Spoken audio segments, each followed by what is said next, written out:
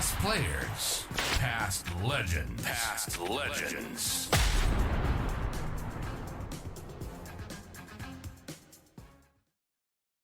And now let's go to your role at Adelaide. And look, I love the terms which are used, because at one stage I was involved, the women's footy at Nord, and I'm a Nord person, but you're technically employed by the AFL. So I was the assistant communication management of enforcement officer. So they love giving a title. I'm going to have to get some business cards for you, mate. Bloody ridiculous. Where your title at the Adelaide Football Club, you commenced employment with assuming the position of Manager of Innovation, Systems and Projects.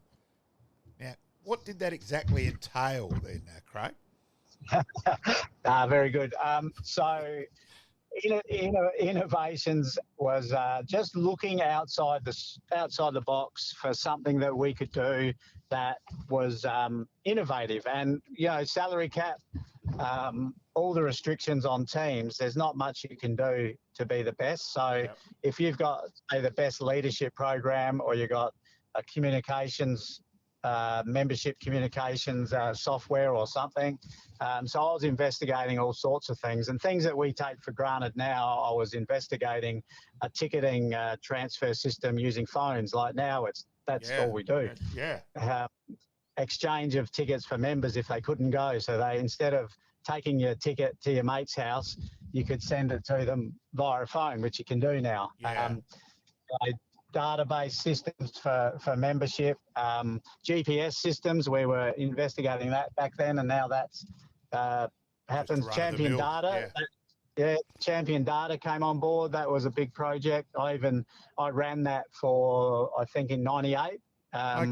In the box, I was on the computer in the box with all the feeds of stats coming through, and now it's just massive, that sort of scene. So that's the stuff I was doing, and that was in the early 2000s. And then, just the system stuff is just standard operating procedures for a business. So Stephen Trigg decided that we need to be really organised and have the right systems for doing everything. So the quality of what we delivered was top notch all the time, and he did a great job in that. So I played around in that area for a while. Do you find that bit there being what I would probably call an open area, as in it's always evolving and you're always having to adapt?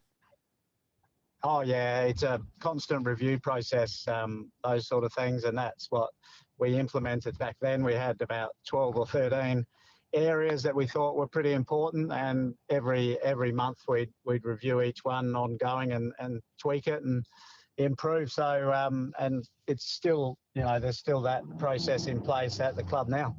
So you can claim that you're actually the person who won the '98 premiership, bugger Blythe or Craigie's fitness range. It was all on the numbers. It was all you, mate. No, I don't know about that.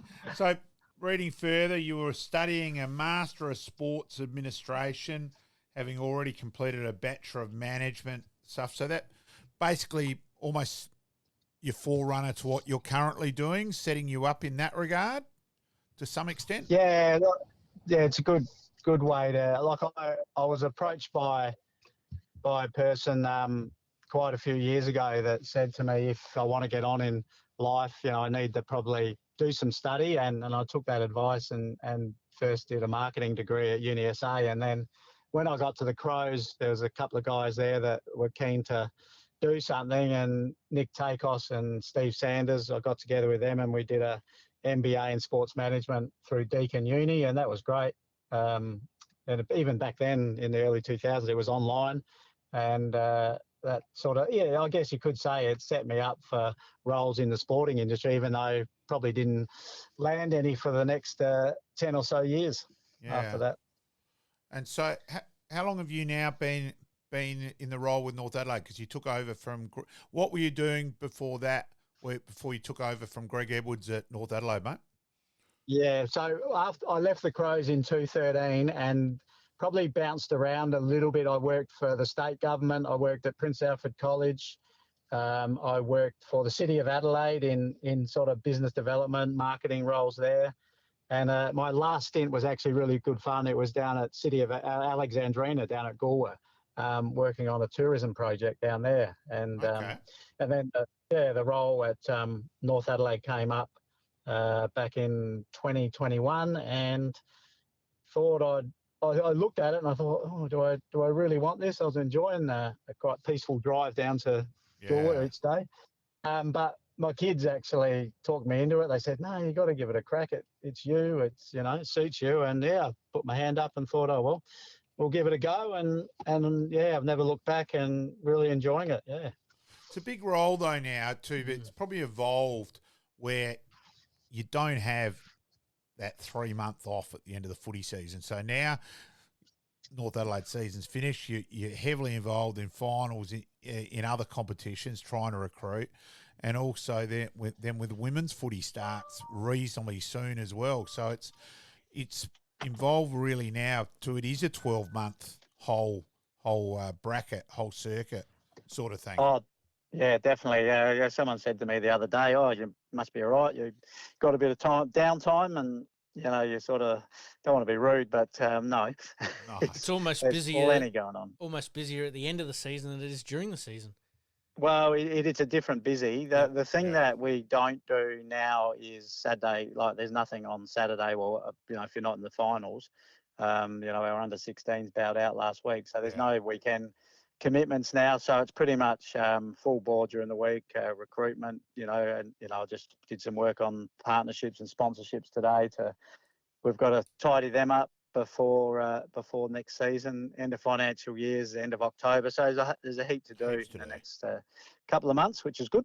Yeah. And then women's footy, which continues to grow. I admit I've got mixed views in terms of the development league side of things. I personally think the SANFL grew a bit too quick for its own good there. I'd still rather see those girls out at community clubs because community numbers are struggling a bit more now. The game's plateaued with the female. A lot of girls now, understandably worried because of the huge ACL side of it, and that sort of thing. So, how do you feel about that? I've sort of given you my feelings, and I emphasise I'm not saying that on behalf of anyone else. I'm saying that's my thoughts. Your thoughts there, mate? Yeah, look, you could build a case for both. I think as league football clubs, we've still got to have one eye on the next level. So we can't just say, oh, bugger them, we'll just play our own game. So I think the development league in the women's competition is useful at the moment. Is it going to be the same in 5 years' time? Maybe not. Maybe there's an under 18 sort of program that'll come in, because I'm finding that most of the really good footballers in the women's competition are in that younger bracket. So the development league for a lot of clubs is an under sort of 23, 24 competition anyway, without any rules around that. Yeah, so I think you're right. It may then just become exactly that. So it just become an 18 competition, then becomes a stepping stone to the league side, of which plenty of girls are just going through that, as we know. Like, you've got Indy Rashid, young Griggs, who debuted for Western Bulldogs last week, and that side, they're quite young anyway. Yeah, exactly. So I think things will be the same this season or 2025, but gives us plenty of time to work through it during the year and see what 2026 looks like. What was your, just going back a little bit there, what was your initial contact as far as the SANFL getting the girls going? Because obviously the AFL program had been hugely successful and fast-tracked quite quickly. How quickly was it put onto the clubs or you guys that this is going to happen and you need to get organised for it? Yeah, look, I wasn't around then, but my understanding is it was pretty similar. I think, what's the 9th season or 10th season of AFLW? Yep. So the SANFL have been going since about 2017, 2016, something like that. So it didn't take long. It certainly probably had a couple of years of planning by the looks of things, but a lot of players that played in those early years were from other sports and came in very late playing football. But now we're finding that the girls that were 8 or 9, 10 years ago are now your Indy Rashids and, you mentioned other players who, Piper Window, they probably picked up a footy when they were 8 years old and did Auskick and all that. So, it's a different sort of type of player. All right, so on to your son in terms I've always said that Stephen Kernan's the best junior played against. Pavlich is the best junior I ever umpired. And as James said, I can always be one person who can at least say that I said it before the draft that the Crows had to pick Pavlich when M. Blight overruled. Ryan is the best junior I've watched. And then go through when, he broke his leg really badly and that side of things and what the huge concern that was at the time as well, Craig. Yeah, it sure was. That was in his what's called your under 17 year, your bottom age year, as an under 18. Against Assumption College, it was sort of one of those games, that traditional game that they played every year. You either went to Melbourne and played it, and the corresponding year you come here. So it was down at Sacred Heart, and he had a really good season. Played in the under 16 championships and played against guys like Wiedering and I think Marchbank. They were the two key defenders for Victoria back then, and held his own. And just went up for a mark and came down and fractured it was a bit of a car accident type injury. And fractured the top of the tibia, I think it was. Yeah, I was going to say it was the top of the tibia.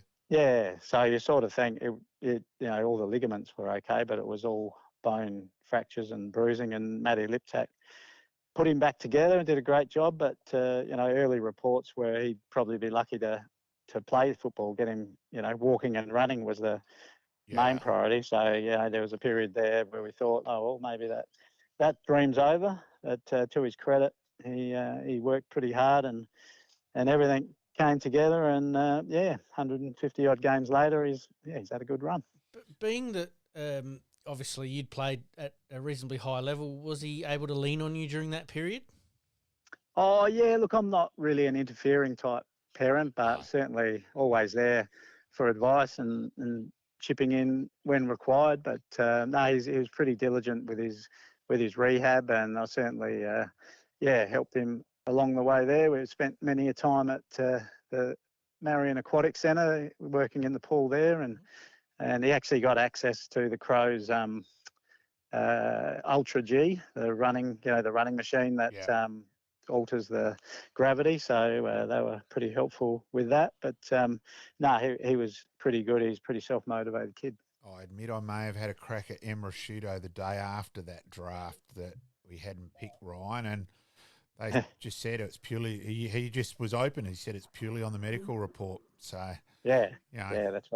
That's right. And how did you, so Hawthorn, and then of course the bizarre way you ended up at Port Adelaide. Obviously as a family, you're pretty happy to get him back to South Australia, but it was a bit crazy the way it happened, mate. Yeah, it was. It was sort of came out of the blue. Had a okay year. I think played finals that year into, what was it, 16, 17, 218, end of 218. And, got a call from his manager to say that Chad Wingard wants to go to Hawthorn, and Clarko had some previous relationships in some state teams, I think, or international teams, and got to know Chad, and he was going pretty well at the time too, I think. So something had to be done, and Ryan was the part of the piece to get it done. Yeah. And what was his initial thoughts going to Hawthorn? Just backing back a little bit there. Oh, no, that didn't matter. Like most of the kids that I've come across, mindset is doesn't matter where they go. I think that old, from years, I don't want to leave my home state and all that didn't really apply. And look, honestly, they were a fantastic club. As a family, we loved going over there and watching. And and I knew that. I knew that as well, that you had praise for Hawthorn and all that. And Craig wanted to be a one club player. It certainly wasn't his call. And it just sort of snowballed from there. That he's now back at Port. And he's been going okay. He's had a few injury problems here and there, more soft tissue sort of stuff and that side of things. But he's been pretty consistent at Port, mate. Yeah, no, look, he had early days. There was a few issues, but I think the last few years pretty good. He's loved it. Got a great bunch of friends there. I think he's in his. That's 6 years at Port Adelaide, so he's played 100 games for the club now, which is great. And hopefully a few more to come in the next couple of weeks. It'll be nice. One will do. One's enough, Craig. Come on. Some of us have still never got rid of that. The port bit amongst us and that side of things. Now, okay, Craig. Now, moving on. So, as I said to you off air, if you want to call it, but you answer this however you like and all that. I'll state pretty firmly how I feel, and then you can go from there.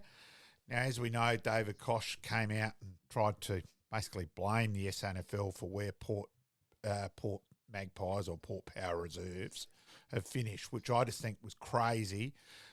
Let's be real. If both AFL sides have very few injuries, the sides are generally more than competitive and generally around the mark of playing finals. Now, to blame that and carry on. Now, let's also remember the year before, Port Adelaide played finals and Scott Lysett was arguably best on ground against Centrals in the elimination final. Port decide to take him off. Understandably, they're classifying their AFL side as their number one priority. Not a problem with that. But don't then have a whinge at the competition underneath. Now, also this year, Nord lost Logan Evans before the start of the year. Now, I've got no problem at all if he'd been drafted, but he wasn't. He became a Port Power player as young Welsh did for Adelaide as an extra player. So they got virtually in Logan Evans to have a look at him. It was like a try before you buy thing, where he still should have been a Nord player. So I just don't get this whinging and why they think they're going to be so much better off in the VFL. I don't understand how you can then justify the financial side of it and everything. I don't get it. I know you're on the steering committee, so you've got to be careful on what you say, but don't worry, I'm going to tee off a bit more on David Koch later on in the show and that. But yeah, I feel pretty strongly on that as an SANFL nut, Craig. Yeah, look, and I hear that from a lot of our supporters too. We just got to be really mindful that we don't want to be a competition that is under what we are now. We're the best competition outside of the AFL, and we've proved that with our state games and the players we attract. So we want to keep that standard. So if that standard, ideally still has Adelaide and Port players playing in that competition, because it makes it a better competition.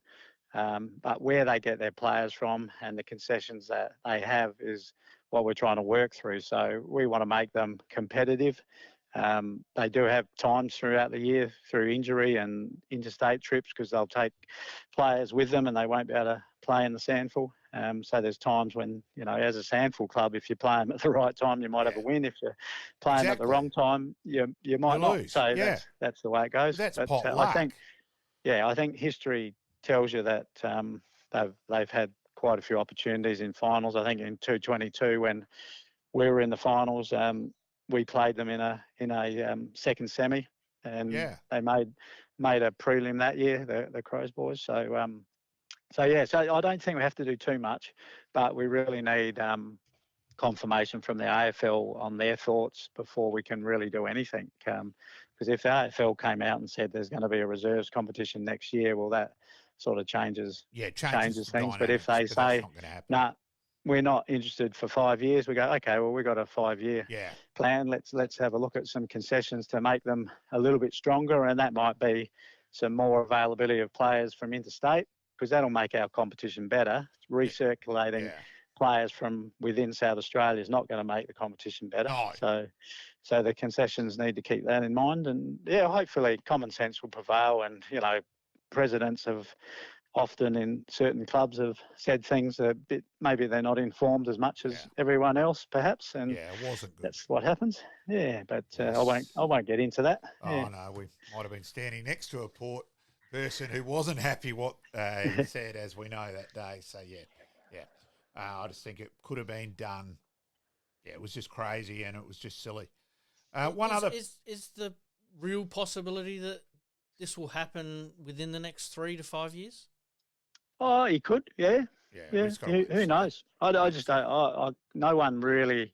The AFL are the only ones that know if they want to set up a truly national reserves competition, and that hasn't filtered back to the SANFL yet. Technically, at the moment, those clubs are contracted to the SANFL until 2028. That's why I asked. Technically, yeah, so that's why I asked. We just got to wait and see. One other passion in your life has certainly got to get a mention, Craig, because I know it's been a huge part. Is surf lifesaving, mate. Yeah. Look, it's something I've done since I was a little tacker. First, probably when I was about 10 or 11 years old. So I've kept it up. I've had moments playing footy where I haven't probably done too much of it, but later in life, it's been a real fun part of what I do, and it keeps me up and about and fit and healthy. So yeah, love it. So looking forward to Friday night, and I suppose it's you can claim at least you've had an interest in both clubs. So yeah, it's a bit of irony they're playing Hawthorn in. Really, probably it's bizarre. It's not so much Port winning to move on next week, is to almost save Ken Hinckley's career as well. So it's a bit of a crazy thing in that regard, mate.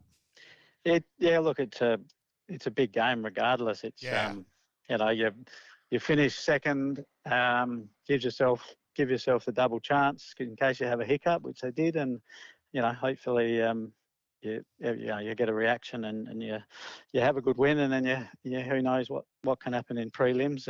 Sydney Cricket Ground doesn't really cause Port too many concerns. They've had some good wins over there in the years. So I think they're still in the hunt. I think there's a crazy stat. I think it's 14 times teams who finished top four have got beaten by over 50 points in the first week of finals, have come back and won the next week. So that stat actually favours Port Adelaide. So, yeah, I think it'll be a close. I'll be very surprised if it's not a close game. Unless things then come out that Rosie's been carrying injuries, and we'll wait and see for the repercussions there and that side of things. So I wish Ryan luck, but go the Hawks, yeah. Hey, Craig, great. Well, before we let you go, mate, I'd forgotten. Like we always do, is we like to go back on your career as to who are some of the best players you've played with, and you can pick 2 or 3 people. Obviously, you can spread it over West Adelaide or North Adelaide, whichever direction you want to go, mate. Yeah, I think if I look at my early days at Westies, I had guys I was coming through just a bit older than me, like Grantley Filkey, Bruce Linder, you mentioned earlier. Probably Peter Murrett was one of the more experienced players that I looked up to back then. Dexter Kennedy. There was a whole heap at Westies. They were fantastic. And then moving to North, we talked about the Jarman boys, Darryl Hart, Mick Redden, some great people there. Peter Bennett was probably one of the most underrated centre-half forwards going around. Terrific fella. And then lucky to play against some players like, Platten, you mentioned Kernahan before, played against Stephen and Chris McDermott as in juniors in school footy, Plimpton High versus Brighton High. Right, Plimpton versus Brighton, yep. So we had some great tussles then. There was the competition back then was amazing, and I was really fortunate that was my time to play, I guess. So summing up then, how do you see the state of footy moving forward? Yeah, well, that's a broad question. I really like watching AFL. Now maybe it's because I've got a vested interest in it. Yep. But I still enjoy watching, how it evolves and the style of play. But I also enjoy watching SANFL and what we do. It's a different game. It's a more contested game. Yep. But I'll also enjoy. I went and watched the Division 4 game, Westminster versus Plimpton the other day, and I enjoyed that. So I just love the There footy at all. There was all a different fair hanger taken in that game too. Yes, yeah, Lecky from Westminster. That was a great mark. There was no action replay, so if you turned away and missed it, you're not going to see it again. Managed to see it. Came up on Facebook today, I admit. So I only saw it today. So it was fresh in my mind as I asked you that, Craig. So yes. Not quite as good as Heaney's, but it was still a bloody good mark. So, No. But I think, look, honestly, footy's in good condition. It's not everyone's cup of tea. The way AFL's played, but no, look, I enjoy it. Mate, one last question to get you out of here. North Adelaide didn't have the year that they would have liked this year. I did see your little notes that went out to the members, but give the Roosters faithful a bit of a recap as to how 2025 is going to be a good year for the Roosters. Yeah, look, we're really working hard at the moment to try and bolster our list, as we do every year.